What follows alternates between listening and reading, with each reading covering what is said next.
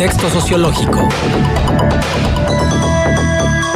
Luis Fernando, ¿cómo estás? Bienvenido, buenos días. Muy bien, muy contento de estar de nuevo, porque la última cuestión estaba un poquito acelerado, estoy a punto de tomar un avión. Sí, nos dimos cuenta, pero bueno, te escuchamos y creo que las ideas principales se quedaron ahí. Muchísimas gracias, Luis Fernando. Bueno, fíjate que por respeto a nuestra radioescucha, sí quisiera insistir en el tema porque sigue siendo muy vigente. El tema, lo recuerdo muy rápidamente, tiene que ver con el incremento de la aprobación de la gestión de López Obrador entre los mexicanos, porque pareciera ser que hay una división entre la comentocracia, ciertos sectores de clase media y alta respecto al trabajo que ha realizado Andrés Manuel, pero en términos generales, entre un 82 y 85% ya de mexicanos tienden a aprobar el trabajo que está realizando. Y creo que es una reflexión pertinente para tratar de entender el por qué, ¿verdad?, hay esta división de opiniones, esa polarización de opiniones que se vive de una manera muy cotidiana en nuestras vidas diarias, ¿no? Para entenderlo. Entonces voy muy rápido y más bien le damos más peso a la reflexión, ¿no? Entonces el título de la reflexión es AMLovers contra AMLO haters, ¿no? En un México polarizado, AMLO alcanzó el pasado primero de febrero el 82% de aprobación entre los mexicanos. Jorge Cepeda Patterson captura esa paradoja cuando dice: nunca un presidente tan bien amado por una mayoría había sido tan odiado por una minoría. La evidencia está ahí. La popularidad de AMLO ha sobrevivido, entre otras acciones, la clausura autoritaria del nuevo aeropuerto internacional de la Ciudad de México, la construcción del aeropuerto de Santa Lucía sin planeación ejecutiva, la militarización del país contra sus promesas de campaña, el combate al huachicoleo con desabasto de combustible, la pérdida para el sector empresarial por más de 25,000 millones de pesos debido a los bloqueos de la gente en Michoacán, el arbitrario cierre de las estancias infantiles, las críticas maniqueas a los organismos públicos, autónomos y la descalificación a la comunidad científica y a las organizaciones de la sociedad civil. ¿Cómo explicar ese amor del 82% de los AMLovers que lo blinda contra el 18% de los AMLO haters que lo cuestiona? Andrés Manuel posee una extraordinaria capacidad para comunicarse con las grandes mayorías, excluidas durante 38 años por el modelo económico neoliberal. No tiene filtros para llegar a ellos con un lenguaje sencillo, directo y campechano. Entiende sus angustias y temores al igual que sus odios y resentimientos. Y utiliza comprensión para empoderarlos al hacerles sentir que como pueblo son buenos y sabios. Ellos, Andrés Manuel les insiste, dejaron de ser los marginados de la sociedad y de la historia para ser hoy los hacedores de la cuarta transformación. Por eso, Andrés Manuel representa para ellos su postergada esperanza de reivindicación y justicia social. De esta manera, su única fuente autorizada para estar informados sobre esa esperanza es el reflejo de sí mismos, y ese reflejo es López Obrador. No importan los medios de comunicación, los analistas, los académicos o los expertos, mucho menos la mafia en el poder o el PRIAN. Ellos son fifís, conservadores y neoliberales. Ellos son los AMLO haters, los enemigos de la cuarta transformación. La pregunta, a mi parecer relevante, es ¿cuáles serán las consecuencias en el mediano largo plazo de esa creciente polarización entre el 82% de AMLovers o amantes de Andrés Manuel y el 18% de los AMLO haters u odiadores de Andrés Manuel? Hasta aquí la reflexión, Marcela. Listo. Híjole, bueno, pues es un tema vasto, ¿no? Inclusive un tema que ha dado para muchas mesas de análisis y para poder reflexionar a qué obedece esta enorme popularidad de Andrés Manuel López Obrador, a pesar de que pues hay situaciones que no todo el mundo tiene satisfecho, así sean AMLovers, y luego también empieza a haber dudas sobre hacia dónde vamos y cómo vamos. Pero lo cierto es que conecta. Es un presidente que se le considera, como él considera al pueblo bueno, el pueblo bueno lo considera él bueno. Entonces estamos como en un terreno de buenos y malos, bastante maniqueo, bastante pues discutible, por lo menos. Y entonces él siendo bueno no se puede equivocar, o siendo bueno si se equivoca se le perdona todo.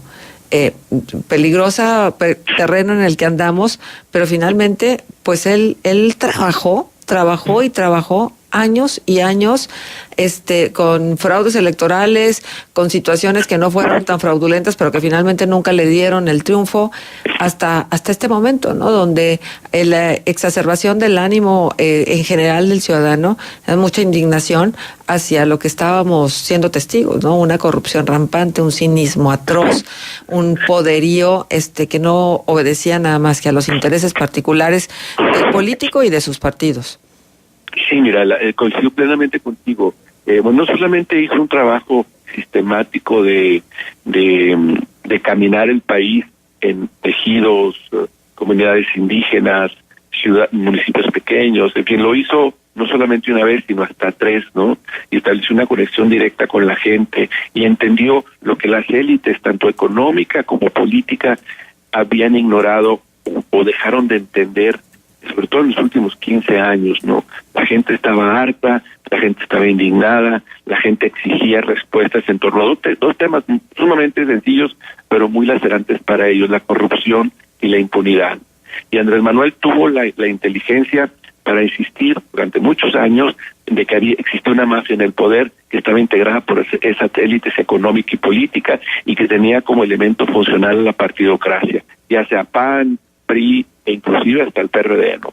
Entonces, en ese sentido, ese mensaje tan sencillo caló de manera tan profunda en el ánimo de la gente que ayudó, ¿verdad?, a sentirse excluidas precisamente por ese poder, a llevar a Andrés Manuel a la presidencia de la República. Y desde ahí, él ha mantenido esa comunicación con ellos. Las mañaneras que son tan criticadas por muchos, que porque no le hacen las preguntas adecuadas, que porque él es vago en su manera como expresa las cosas, demasiado general, contradictorio, en fin, no ha tenido absolutamente mella en la gran mayoría, en esas grandes mayorías que lo apoyan, que por el contrario, ven como un acto de valentía enfrentar los medios de la comunicación todas las mañanas para comunicarse. Y en realidad él no se está comunicando con los medios de comunicación o con los analistas, él se está comunicando con la gente, con el taxista, con el panadero, con el campesino, con la gente que es su base electoral. Entonces, esa comunicación que, como tú bien dices, es estrecha y muy sentida, porque finalmente es un hombre que representa la indignación, la molestia, contra las élites y la partidocracia, ¿no?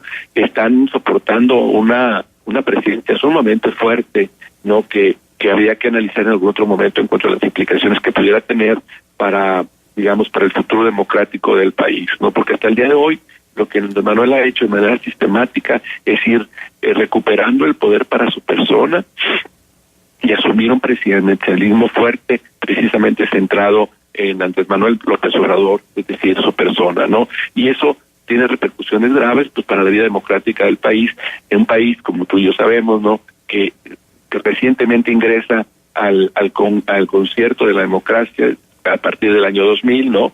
Y bueno, con muchas dificultades, con muchas limitaciones, unas muy bien señaladas por Andrés Manuel, ¿no? Pero no al grado o al extremo de decir todo es corrupto, cortemos ya de tajo y de raíz la situación, porque hay muchas cosas buenas que de alguna manera se construyeron desde el año 2000 al 2018. Pero bueno, es una estrategia de él para limpiar, digamos, el patio, ¿no? E instituir instituciones precisamente, perdón por la redundancia, adecuadas a su visión de gobierno. Ajá. Fíjate que hace poco leía a Viridiana Ríos y me gustó mucho cómo terminó un artículo que dice lo siguiente a propósito del tema que estamos tratando. La realidad le da todas las cartas a AMLO.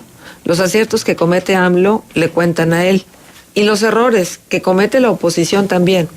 Los errores de AMLO, sin embargo, no le restan puntos. No se los restan todavía porque hoy cualquier alternativa a AMLO, a los ojos del votante, implica que la mayoría siga excluida de la discusión pública y la democracia. Me parece que es atinado el comentario y sí, yo creo que esta popularidad y esta aceptación que tiene Andrés Manuel López Obrador continuará estando, porque además tenemos una oposición endeble, sí, desestructurada. Se ve que pasó el tsunami sobre de ellos y no han logrado recuperarse. Me da la impresión de que todavía se preguntan dónde estoy, quién soy, cómo me llamo. Y pues eso, sin duda alguna, favorece aún más a que la popularidad de Andrés Manuel López Obrador se fortalezca. Sí, no, es evidente. Mira, el ejemplo más reciente lo tenemos en esta configuración de un grupo de intelectuales y políticos que intentó armar un principio mínimo de contrapeso a Andrés Manuel. Personajes como ¿cómo se llama? Javier Corral, Agustín Basabe, Jorge Castañeda. A las primeras de cambio, tan pronto que fue publicado el desplegado, varios de ellos se deslindaron del mismo y Andrés Manuel se dio el lujo de llamarlos ternuritas, no hagan el ridículo, ¿no? Entonces, bueno, aquí el punto es, y ya lo replantearemos en próximas reflexiones, es qué podemos hacer, si no como contrapeso político de manera significativa a nivel nacional, sí desde de las raíces de nuestra localidad. Yo pienso, y lo vamos a platicar en su momento, que este es el momento de la sociedad civil, pero de una sociedad civil diferente, ¿verdad?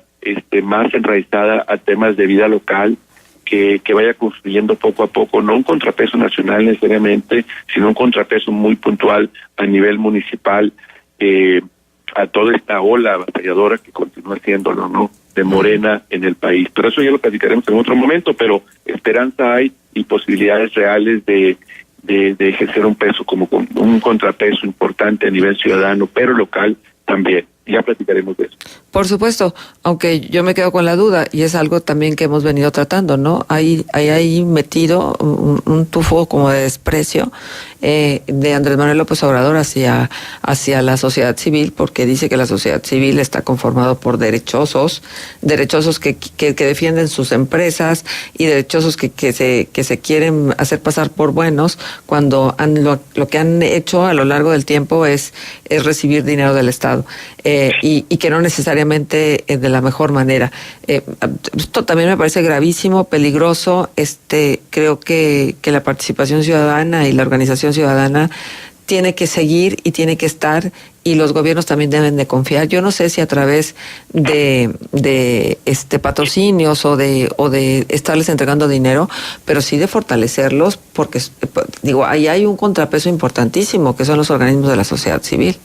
Sí, mira, es interesante que lo digas, porque él ha ido debilitando los rasgos más incipientes de vida democrática que tenemos en un sentido organizado de la palabra. Ya lo hizo con los organismos públicos autónomos. Ninguno es perfecto, ¿ah?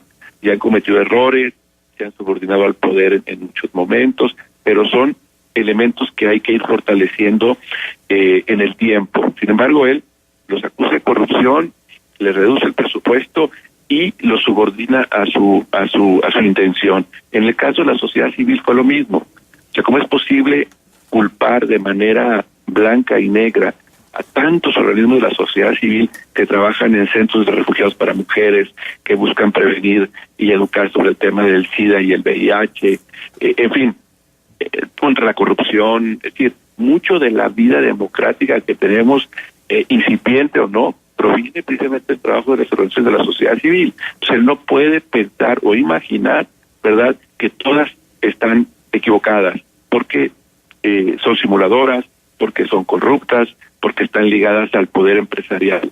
Entonces, sin embargo, lo está haciendo con mucha intención, porque él quiere reducir quiere que nos transformemos en pueblo para que nuestra única participación ciudadana sea a través de las consultas ciudadanas que él habrá de institucionalizar en muy corto plazo. Entonces, de ese tamaño es la preocupación que yo personalmente tengo, ¿no?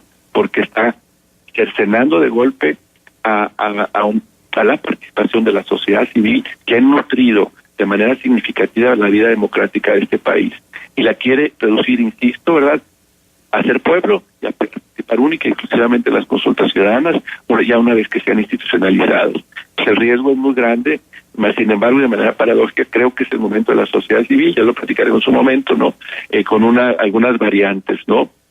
Exacto. Pues estaremos pendientes de ello, Luis Fernando. Muchísimas gracias por retomar el tema y por dejar ahí estas ideas. Gracias. Al contrario, gracias a ti. Gracias. Hasta luego. Gracias. Luis Fernando García Busaid estuvo con nosotros.